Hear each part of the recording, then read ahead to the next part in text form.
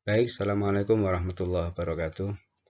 Saya akan berikan satu review terkait dengan manajemen kesiswaan. Dalam hal ini konteksnya adalah Lembaga Pendidikan Bahasa Arab.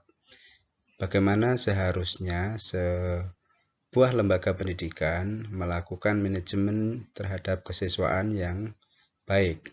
Apa fungsi dan bagaimana ruang lingkupnya secara umum. Maka di sini saya sampaikan sedikit saja secara singkat.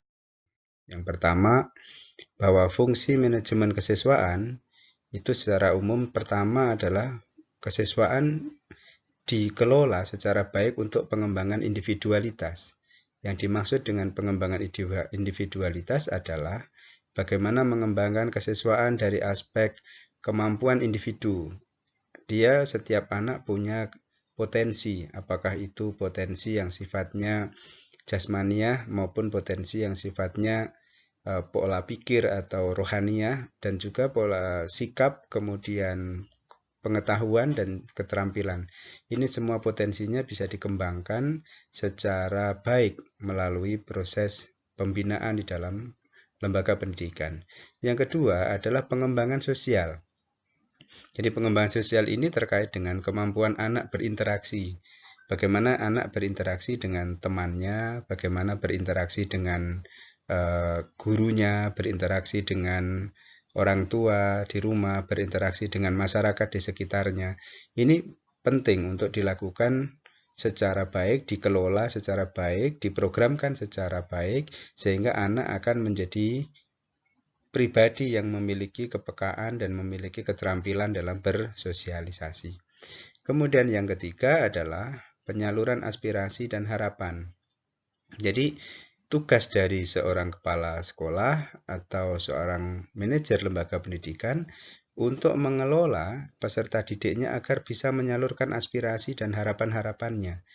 Tujuan-tujuan pendidikan itu perlu diakomodir atau perlu mengakomodir kebutuhan siswa, perlu mengakomodir apa harapan-harapan siswa ke depan, sehingga tidak hanya dia belajar secara terpaksa, tapi dia belajar secara senang. Karena apa? Kebutuhannya, keinginannya itu terakomodir di dalam lembaga pendidikan itu. Maka biasanya di lembaga pendidikan kemudian muncul analisis bakat dan minat, kemudian penyaluran bakat minat melalui berbagai organisasi, melalui berbagai kegiatan ekstrakurikuler, melalui kegiatan-kegiatan lain, baik akademik maupun non-akademik. Kemudian yang keempat adalah bagaimana manajemen kesiswaan bisa difungsikan untuk memenuhi kebutuhan dan kesejahteraan peserta didik. Kebutuhan dan kesejahteraan ini tidak sebatas pada kebutuhan fisik, tidak sebatas kepada kesejahteraan fisik, tetapi juga kesejahteraan rohaninya, pikirannya, ya, kesejahteraan batinnya, ini perlu diberikan. Oleh karena itu, dalam memanage lembaga pendidikan, siswa harus diberikan porsi secara seimbang, secara tepat, secara cukup, agar pemenuhan kebutuhannya, kejiwaannya, kemudian logikanya, kebutuhan berpikirnya, kebutuhan secara mental maupun spiritual juga terpenuhi. Sehingga dengan demikian maka pendidikan bisa memenuhi kebutuhan dan kesejahteraan peserta didik. Lalu apa ruang lingkupnya? Ruang lingkup dari manajemen kesiswaan ini yang pertama terkait dengan bagaimana kita menganalisis kebutuhan. Jadi sebuah lembaga pendidikan harus memetakan apa kebutuhannya untuk bisa dianalisis secara baik sehingga siswa yang akan dibutuhkan itu sesuai. Manajemen kesiswaan dimulai dengan analisis kebutuhan, kemudian rekrutmen. Dalam hal ini berarti siswa seperti apa yang mau kita cari, kriterianya seperti apa, kompetensinya seperti apa, usianya seberapa, dan seterusnya. Rekrutmen ini adalah proses bagaimana melakukan seleksi, bagaimana melakukan pendataan awal, pendaftaran ya terhadap calon peserta didik. Setelah itu kemudian Ya, dimulai dari sosialisasi, pendaftaran, kemudian seleksi, dan sebagainya. Itulah proses rekrutmen yang dilakukan. Nah, setelah proses rekrutmen, seleksi melalui tes, mungkin melalui wawancara, mungkin melalui observasi, bahkan bisa jadi tes ini dilakukan secara formal maupun tidak formal. Dan tes ini juga bisa dilakukan hanya 1 tahap, mungkin 2 tahap, dan seterusnya. Tapi yang lebih penting di sini adalah proses seleksi adalah dimaksudkan untuk mendapatkan peserta didik yang sesuai dengan kebutuhan yang diinginkan oleh lembaga pendidikan, penciri lembaga pendidikan.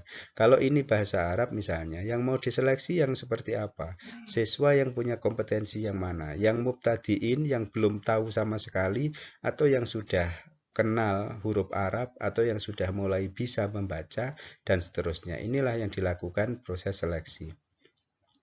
Nah, setelah seleksi selesai, berikutnya setelah siswa diterima, kemudian ada orientasi. Nah, orientasi ini dimaksudkan untuk bagaimana kita memberikan pengenalan kepada peserta didik terhadap lembaga pendidikan itu. Orientasi terhadap bagaimana nanti sistem pembelajarannya, bagaimana pola membangun relasi antara satu dengan yang lain, bagaimana tata tertibnya, bagaimana ketentuan kewajiban-kewajibannya, bagaimana hal-hal yang harus ditaati oleh peserta didik untuk kesuksesan belajarnya. Ya, maka berikutnya setelah orientasi kemudian penempatan. Penempatan ini bisa dikatakan proses mengelompokkan, proses mendudukkan siswa sesuai dengan porsinya, kelasnya. Jika ada kelas paralel, maka akan ada kelas A, B, C, dan seterusnya. Jika ini ada pelevelan, maka akan ada level bahasa Arab lil mubtadiin, ada lil mutawasitin, lil mutaqaddimin.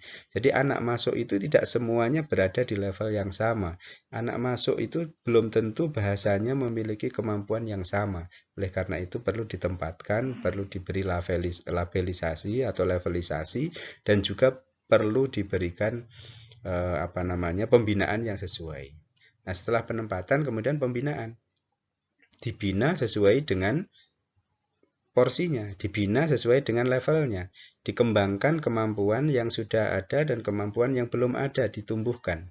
Itulah fungsi dari pembinaan dan pengembangan.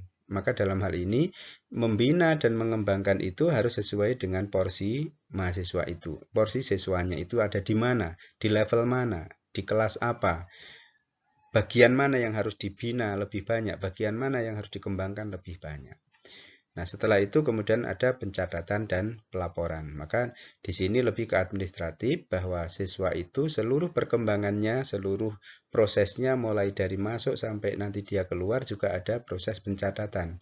Pencatatan ini yang kemudian bisa di buku induk, bisa di dalam pencatatan di data siswa, data lembaga, dan sebagainya, baik kemudian secara offline di internal maupun sampai online secara nasional.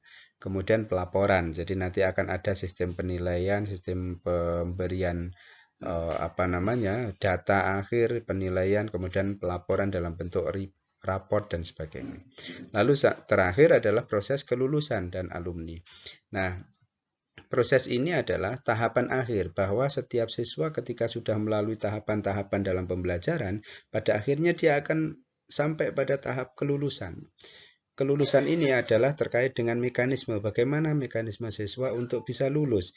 Apakah dia harus mengikuti ujian akhir, apakah dia harus mengikuti tahapan-tahapan tertentu sehingga dia bisa dinyatakan lulus.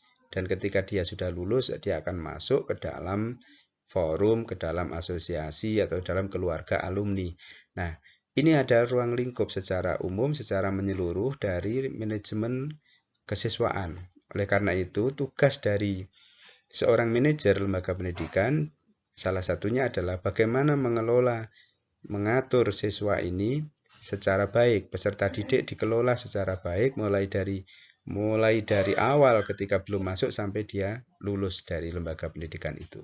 Saya kira itu supaya dijadikan pemahaman kita bersama bahwa mengelola lembaga pendidikan salah satunya adalah manajemen kesiswaan agar siswa bisa mendapatkan apa yang seharusnya dia dapatkan dan lembaga bisa memberikan apa yang seharusnya dia berikan untuk peserta didiknya yang terbaik. Terima kasih. Assalamualaikum warahmatullahi wabarakatuh.